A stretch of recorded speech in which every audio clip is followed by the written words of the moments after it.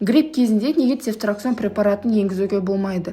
Себебі грипп бұл вирус, ал цефтраксон препараты бұл бактерияға қарсы антибиотик болып табылады. Яғни антибиотик вирусқа қарсы әсер етпейді.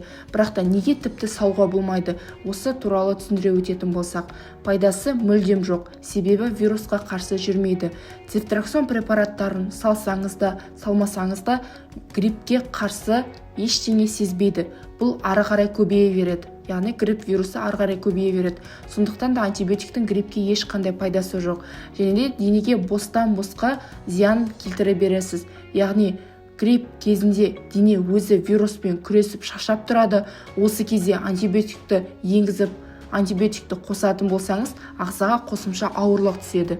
Яғни әлсіздігіңіз одан сайын күшейе береді. Пайдасыз дәрі организмді тағы да шаршатады. Және де өтке тас сияқты тұнба жасап тастауыңыз да мүмкін. Цефтраксонның бір нашар қасиеті бар.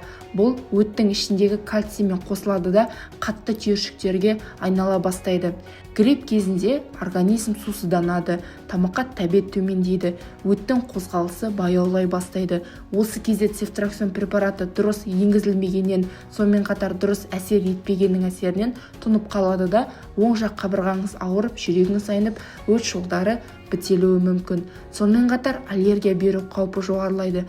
Яғни грипп кезінде иммунитет қызу күйде тұрады.